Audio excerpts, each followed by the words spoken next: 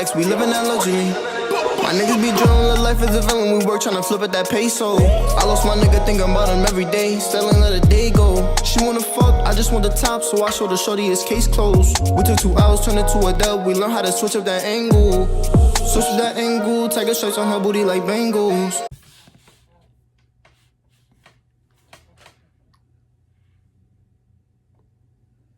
Baby, are you showing them your boogers? Yeah. I don't want to see your boogers. I'm trying to Sup, Dose. True creepy gas station. Horror stores. I'm a 24-year-old male, and this happened to me a few years ago when I was around 21. Right. I remember because it was shortly after my birthday in December. It was really cold outside and there was snow on the ground as we had just had a snowstorm pass through our area. Okay. I lived with my parents at the time and my mom... First of all, does that say Wansee? I feel like that says Wansee on the newspaper. What's the point of having curtains? Maybe we're just not going to close them all the way. Just, especially at nighttime. Just close, just close. I wish I could just go into the story and just, you know what I mean, just close that. Not really a fan of driving in the snow, so she asked me if I could drive her to the gas station for her to pick up some cigarettes for her and my dad, as well as a few other items they might have needed. I said sure, as I wasn't really doing anything at the time, and I grabbed my keys, then following her to the car. I remember the cold air hitting your face pretty hard that night, so it had to be at least around the teens, which made the snow and whatever else was on the roads really slippery. This is important to know for later on in the story. The nearest gas station was about 5 minutes away from us, but given the conditions of the roads, it took us about 10 to get there. Once I was able to park the car, my mom got out of the car, then made her way inside the store. From where I was parked, I could see her inside the store standing in the line that was leading up to the register. I kept the car running as it was really cold and I just didn't want to be sitting in the car without any heat. I was browsing on my phone while waiting for my mom to get done, and right around that time I had seen her finally approach the register. There was a black truck that pulled up into the parking spot right next to my car. Oh my God, I hate when people do that shit on everything. Like, when I park, especially at my place, I park where people don't usually park. You know what I mean? Or like it's not a lot of cars. Because one, people can't drive and people can't park. And then if you can't park, you dumb close to my shit.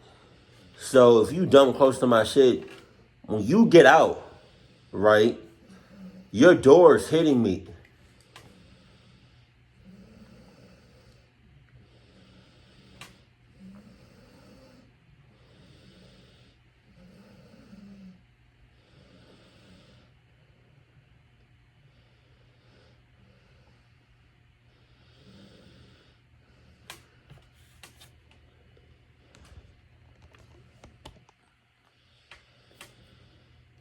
I don't know why I tell y'all this shit.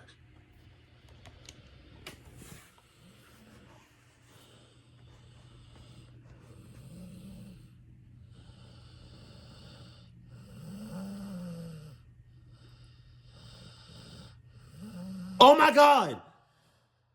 Marcus, come on.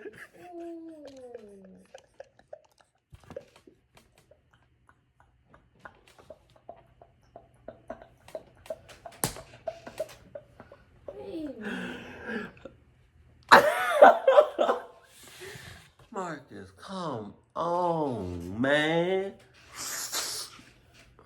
Oh, baby. Go wash your hands, man. Oh no. Oh shit.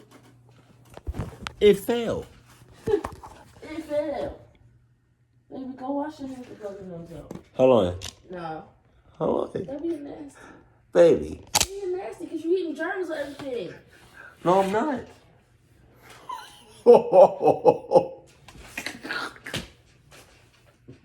Get off me. Baby. No, on, Marcus. Come on. Go wash your hands up on your nose. Or what? Nothing. All right. Yeah, yeah. Who you talking to? Hey, baby. Why are you bothering me not watching this video? I'm saying. Exactly. Go wash your nasty hands.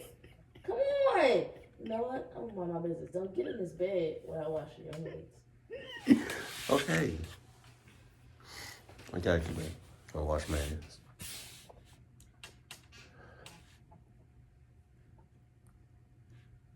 Like, we good? We alright? Alright. Found this a bit unusual given that the parking lot was empty. I'm saying. There was really no reason for them to park right next to the spot where I was. Hella sus. But I kind of just chalked it up to them wanting to be as close to the entrance as they could, given how cold it was that night. No one got out of the car at first, but I didn't even notice this until I looked up to see my mom walking out of the entrance back to the car.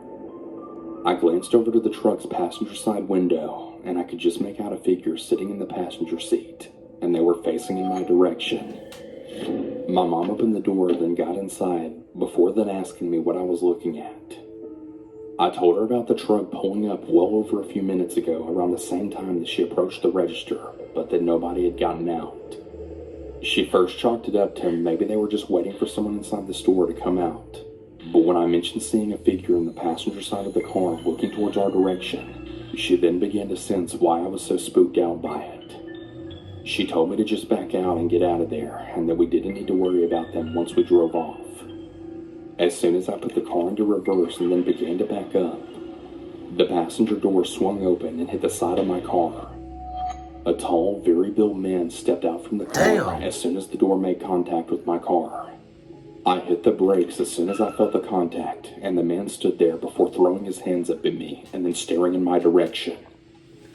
I didn't really know The what to... fact that you're still right there, just y'all just having like a little eye contact, like a little staring contest, like you just playing with this mother clucker. I do not appreciate that. So I don't know why you're still there though. Like I understand, like it's dangerous outside to be driving, but at the same time, it's dangerous for you to be right there. That close, you're like within arm's reach of him. Relax. As I'd never really been in any sort of accident before.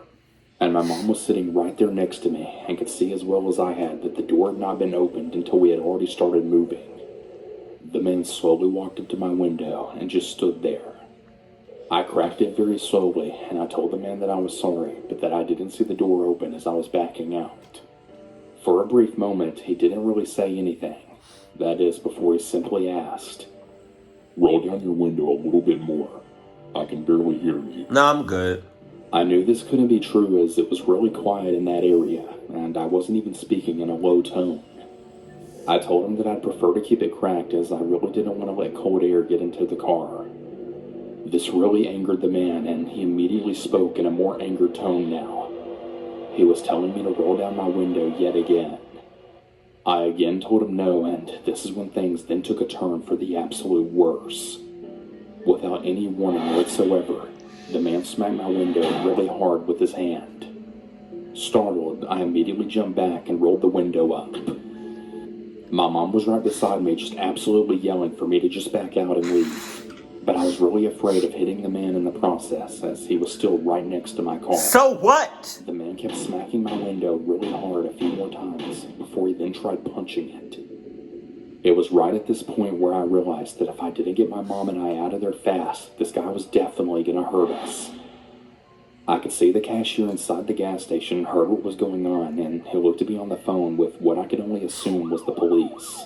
But there was absolutely no way I could wait for them, as the man was now both punching at my window and now kicking my door. It was like some switch had been flipped on in this man's head, and he had just totally lost it. I told my mom to hold on as I put the car into reverse again and backed out of there as fast as I could, just barely missing the guy by a few inches. I pulled fully out of the parking spot before the man ran out in front of our car and slammed his hands right on the hood. I sat there frozen, not knowing what to do, as the man looked right back at me. I turned the car wheel and sped around him, trying to avoid him the best that I could before booking it the hell out of there. After that, I honestly thought that was the end of it. But as we made our way down the road to a stoplight, I was able to see headlights that was fast approaching from behind our car. And once it was close enough behind us, I could then see that it was the same truck the man was in. There appeared to be 2 people inside of it. I assumed the man I encountered must have been the passenger, and I guess the driver was someone I hadn't noticed before. I told my mom that it was them behind us, and she started to freak out and call my dad, then letting him know what was going on. We were still probably about 10 minutes away from our house given the road conditions, but I knew that there was no way that I could get us back to our house in that amount of time before these guys tried to ram us off the road, or whatever else they had planned for us. My dad told my mom for us to attempt to head back towards our house and that he would try and meet us halfway in his truck. She told me this, and I agreed that this had to be our best option, given that I couldn't turn around and head back to the gas station still not knowing if the police had even been called or not. So once the light turned green, I punched on the gas and sped off. I'm gonna be completely honest. I really wasn't being that cautious of the road at this point, as there really weren't any other cars at this point of the night.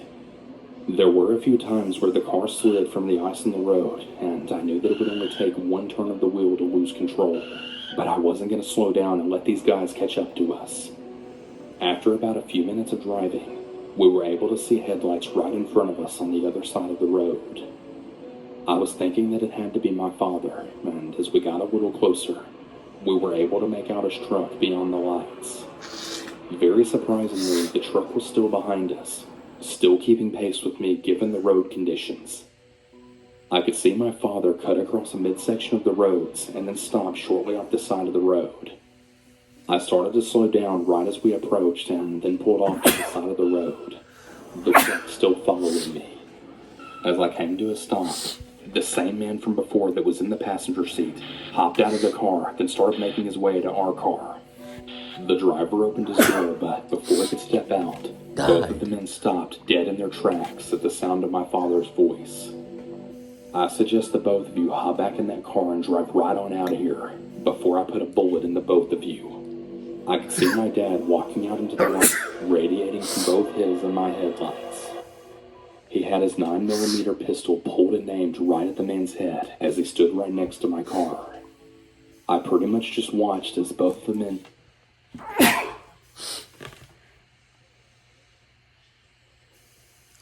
It's like, it's a lot. Give me a minute.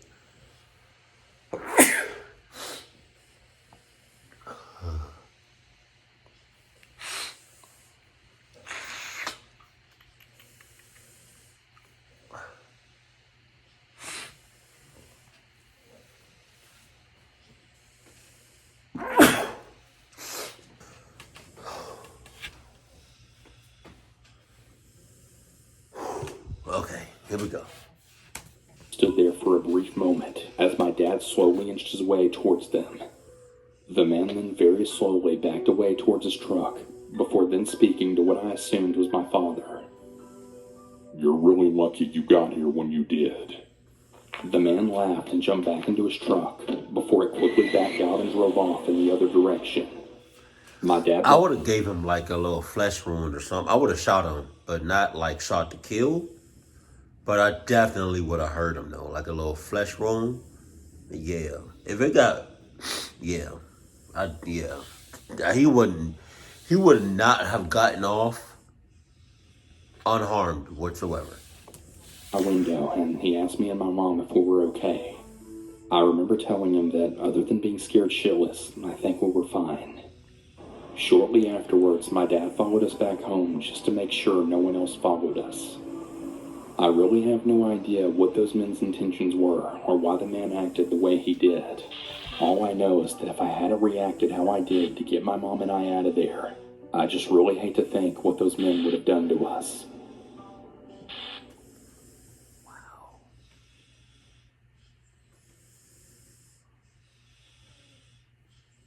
Holy shit. But on some real stuff though, I think the mom could have passed off or could have like held on. She could have, hauled it off on getting them cigarettes. Like, on everything. Like, yeah. What?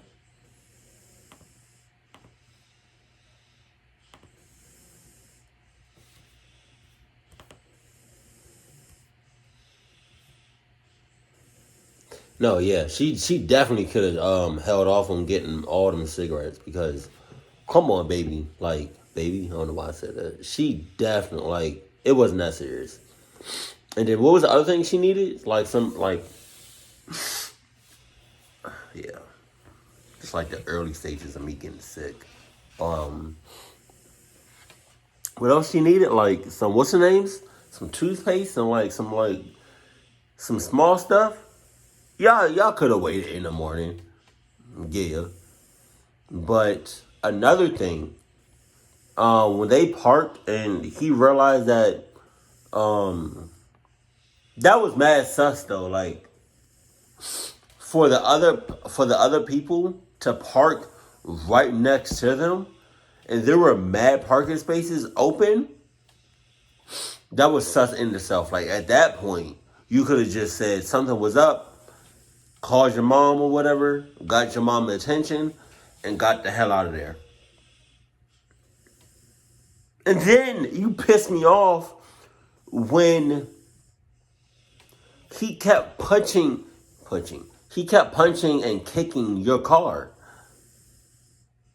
Like after the first bow to the window,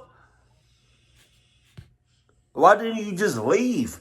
You were scared that you was gonna hurt him with your car. He almost hurt you. Like it was a life and death situation, and you chose pretty much death, damn near. You didn't, you know what I mean? But like, you might as well have. I'm sorry. I'm just,